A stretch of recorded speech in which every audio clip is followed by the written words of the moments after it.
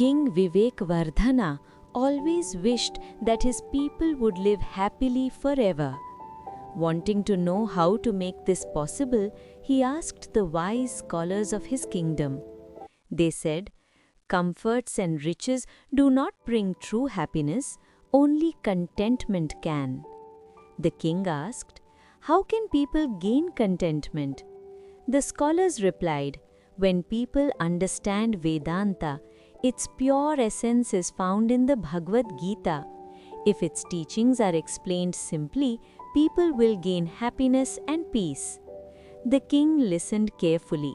He invited scholars, learned the teachings himself, and felt that the scholars were right. But he wondered, who could explain such deep wisdom to ordinary people? So the king made an announcement. Any scholar who can explain the Bhagavad Gita in a simple way for everyone will be honored. Many learned scholars came to the royal court. The king asked his court scholar to test them. After meeting them, the court scholar said, "O king, they are all great scholars. I am not wise enough to test them." The king felt helpless. Just then, a wise traveler named Chiranjeevi arrived in the city. Hearing about the scholars, he met the court scholar and was taken to the king.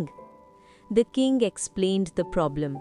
Chiranjeevi said humbly, "I am not very great, but I will try." The next day, Chiranjeevi spoke to the scholars and asked, "Are you willing to take a small discussion to understand your knowledge?" Everyone agreed. Chiranjeevi asked each scholar, "They say one lifetime is not enough to understand the Gita. How did you master it so quickly?" Each scholar proudly replied, "I worked very hard and understood the Gita through my own effort."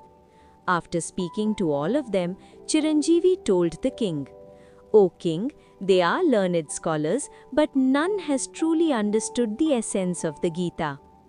Everyone was shocked. The king asked, "How can you say that without testing them?" Chiranjeevi replied gently, "The Gita teaches us to give up the feeling of I. We must remember that God is the doer and we are only instruments. Anyone who says, 'I achieved this by my power,' still holds ego and has missed the Gita's true message."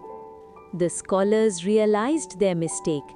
They accepted that pride had filled their hearts and thanked Chiranjeevi for opening their eyes. The king then asked, "I want my people to be happy. I will teach them the Gita. Is there anything more I should do?" Chiranjeevi smiled and said, "Yes, O king, teach them Nishkam Karm, selfless work."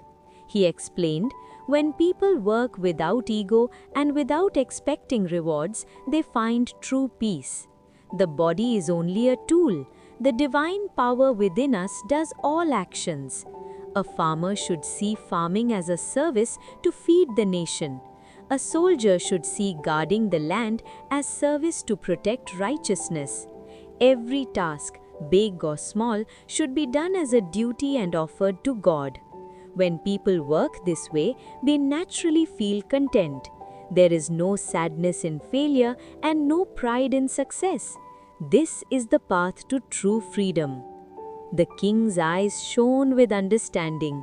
He thanked Chiranjeevi and said, "You have shown us the true path of leadership and happiness."